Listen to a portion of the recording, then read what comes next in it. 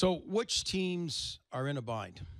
Well, I think Ottawa's in a bind. I really do. When you think that, and we heard very publicly last week about the Dion Phaneuf no-move clause and that he wasn't prepared to waive it, which forced them, I think, to expose Marc Methot instead.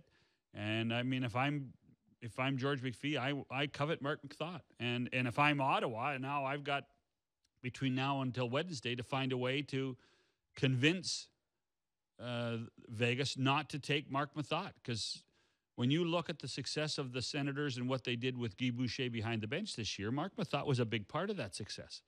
Marc Methot helped Erik Karlsson as much as Erik Karlsson helped Marc Methot. He was a valuable member of that team and a valuable member, even with the bad finger, through the Stanley Cup playoff run. So to me, the Senators are one of those teams that if they can't get a deal done with the Golden Knights, that they run the risk of losing a quality player. And I know you look at the numbers, you look at the roster, and you see Bobby Ryan's name on the exposed list as well. Bobby Ryan, look how great a playoff he had and how well he played, and finally buying into the Guy Boucher system. But where does he fit in? So, I mean, to me, the Senators, with what we saw and I guess we got a really good dose of Ottawa Senator hockey in the 3 rounds of playoffs. And I think we learned to appreciate guys like Methot and Ryan much more. And that to me is going to be a loss for the Senators one way or the other. Now, the good news is you can't lose both of them. You can only lose one. If you lose Methot, you don't lose Ryan, or vice versa. And then you have to wonder which one you want to lose less. I would suggest they would want to lose Marc Methot less. Bobby Ryan, Methot being available changes the dynamic to me if you're Vegas, because otherwise, Bobby Ryan, to me, I know it's $7.25 million. I know there's, 5 years left.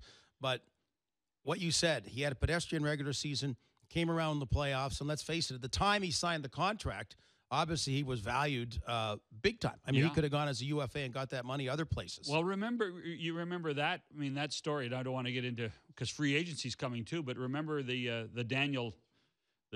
day that Daniel Alfredsson signed with the Detroit Red Wings, Brian Murray felt compelled to do a big deal, and they replaced Daniel Alfredsson on the roster with Bobby Ryan with that trade from Anaheim, where they gave up Jakob Silfverberg. So that to me was it took a while for Bobby Ryan. At times was prolific, but at other times was a real disappointment, particularly in the regular season.